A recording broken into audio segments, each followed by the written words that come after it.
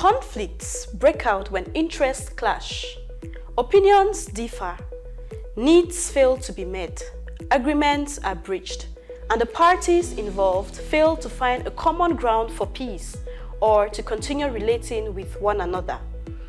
Once a certain group in a given population continues to feel aggrieved, marginalized, frustrated or threatened, conflicts will likely arise. The particularity about conflicts in Central Africa are they are mainly driven by things such as economic disparities, gender inequality, the climate crisis, unequal distribution of power between communities, marginalization, and ethical tensions which are altogether aggravated by poor governance. The particularity about the Central African region is some of the indicators we can actually use to measure peace and security have to do with, firstly, the degree of violence that exists within the region. Secondly, we should be looking at it from how many policies have been enforced and actually working in the interest of the people. Thirdly, we should be assessing it from the perspective of human rights. How many humans are actually benefiting from their fundamental rights. Equally, we can look at it from the perspective of the number of persons who are mobile. How many internal displaced persons do we have? How many refugees do we have? And what is the proportion or degree of violence existing within the Central African region? So these are some indicators we can use to assess the state of peace and security in the region. Moi, j'ai conduit des études sur les approches endogènes de la paix, les mécanismes endogènes de construction de la paix. Beaucoup disent que l'absence de conflit n'est pas forcément synonyme de paix, et c'est vrai. Parce que en situation de tension où il y a montée du discours haineux, en situation de tension où il y a la pauvreté, la paupérisation pousse des gens à créer des poches d'insécurité, que ce soit au bord des frontières, que ce soit à l'intérieur des territoires, les gens ne se retrouvent plus en paix parce qu'ils se sentent en insécurité. Alors cette paix est mise à mal au Cameroun depuis un certain nombre d'années pour des raisons politiques. D'abord, dans les régions du nord-ouest et du sud-ouest, un peu aussi dans la partie septentrionale, mais là aussi c'est peut-être plus des questions sociales. Mais dans notre analyse, cette paix est menacée par un fait qui est celui de la pauvreté. C'est la pauvreté qui fait le lit à cette menace de la paix de manière fondamentale.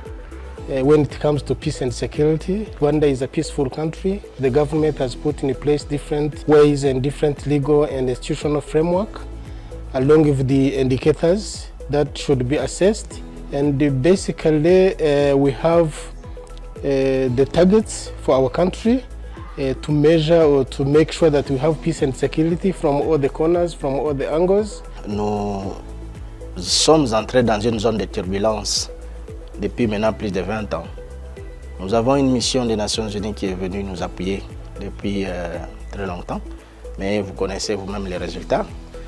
Les groupes armés qui n'étaient pas peut-être au même nombre pendant ce temps-là, quand ils sont arrivés, aujourd'hui on a plus de 200 groupes armés qui sont en train d'actionner, qui sont en train de travailler et de faire leur sale besogne dans cette contrée, surtout de l'Est de la RDC.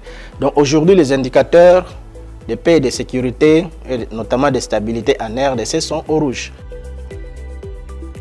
The consequences of conflicts and security jeopardy cannot be overemphasized. The Central African region has paid a heavy bill over the years, and the situation seems to be depreciating with the recent multiplication of conflicts in the last decades. UNICEF reported in October 2023 that after the general election of December 2020, armed conflict between government forces and a coalition of armed groups in several towns in the Central African Republic forced an estimated 168,000 children and their families to flee their homes. The crisis plunged 3.1 million people in need, including 1.4 million children. As of August 2021, Human Rights Watch reported 340,000 IDPs in the far north region of Cameroon against 712,000 IDPs from the Anglophone crisis with 2.2 million people in humanitarian need. One famous or one prominent collaboration that exists between think tanks and many African mechanisms, I'm going to cite the case of the African Union, where there is an existing partnership between the Network of Think Tanks for Peace, otherwise called Net for Peace, and the African Union. So this network actually has as its members the Nkafo Policy Institute, for example, and the Institute for Security Studies. And so these are two institutions that are there to fill in the civil society space and provide evidence-based research and analysis on thematic issues. And so this is one of the key areas where the African Union is leveraging on to be able to bring in this civil society perspective, to boost research ability, to boost analysis, and of course to enhance public advocacy. Moi, je vais prendre le cas du Nord Cameroun, où il y a suffisamment de centres de recherche, que ce soit étatiques, des centres de recherche affiliés aux universités, que des centres de recherche privés.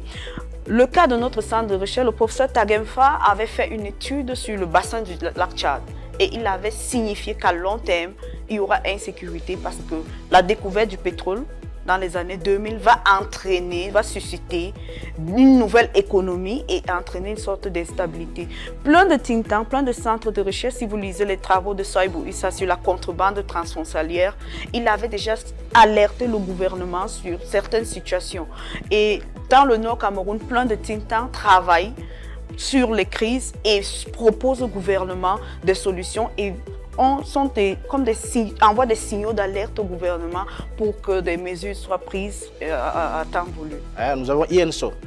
INSO lance des alertes sécuritaires sur ce qui se passe à la seconde même. Ils ont vraiment développé des applications et ils informent tout le monde par un email qui part. Et ça, c'est pour les acteurs humanitaires. Ce n'est pas peut-être consommé par tout le monde, mais nous voudrions que cela soit ouvert à tout le monde, que tout le monde accède à cette information-là au moment opportun, parce qu'en accédant à l'information, on peut accéder, et plutôt on peut sauver des vies. Voilà pourquoi nous, on avait mis en place un projet que nous avons dénommé IMPACT. IMPACT veut dire Integrated Mass Atrocity Prevention in African Countries. Donc, qu'est-ce que nous voudrions par ce programme-là?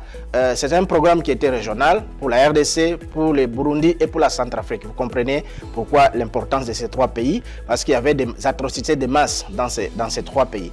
Alors, on a voulu mettre en place une application pour l'alerte précoce. Cette application-là pourrait être téléchargée par tout le monde. En tout cas, tous les citoyens peuvent accéder à ça. L'objectif, que tout le monde soit informé de ce qui se passe dans un coin de ces trois pays-là à l'instant même. C'est-à-dire à l'instant T, dès que nous lançons l'alerte, tout le monde est informé. Et on peut informer les services de sécurité et on peut également sauver des vies. Angola's 27-year civil war killed nearly 1 million people and displaced 4 million. By the time a peace agreement was signed in 2002, most of the country did not have access to drinking water, and nearly 1 in 3 children died before the age of 5. In the Central African region, just like many other regions, think tanks have the unique identity of intervening in the space of research, analysis and advocacy. And so think tanks within the Central African region are able to provide a database of ideas that can be used to leverage on policies. Equally, think tanks can be perceived as those to fill the knowledge void or the knowledge gap within the grassroots and government officials and international organizations and all the existing regional mechanisms. And so one of the roles that think tanks are playing is to provide a civil society perspective on factual issues that are happening within communities, and they are able to provide in-depth analysis and research to corroborate on this. And so this is one space where think tanks are able to show their real value. Secondly, think tanks are able to provide capacity building on many thematic issues. They have been reputed for training civil servants, people who work in international development spaces, and so you can rely on the ability of think tanks to provide effective capacity building for persons to work within the international development space. Un des problèmes aujourd'hui, à mon avis, sur lesquels les think tanks devraient axer leur action, c'est la discipline individuelle et collective. Les Camerounais ne sont pas disciplinés. Et c'est ça qui commence à dégrader la paix dès le départ. Parce que la paix, ce n'est pas seulement la guerre, mais c'est aussi le fait que le voisin vous embête avec des nuisances sonores et des bruits, les salubrités, tout ça, c'est des conditions qui dégradent la paix. Et ça, les think tanks peuvent avoir leur rôle là-dessus, avant d'aller seulement attaquer les questions de guerre. Dans ces dernières périodes, en Afrique, il y a aussi beaucoup de crises qui ont fait que la situation de la paix, la situation de la sécurité reste un peu dégradée. Et par rapport à cela, je pense que le rôle que nous jouons au sein de cette société, nous en tant qu'acteurs, nous devons faire de sorte que la paix soit ramenée. Nous devons faire de sorte que la sécurité soit ramenée, et surtout beaucoup plus à travers des actes de plaidoyer, à travers des actes de sensibilisation auprès des différents acteurs qui peuvent être étatiques, qui peuvent être privés, qui peuvent être aussi dans d'autres dimensions.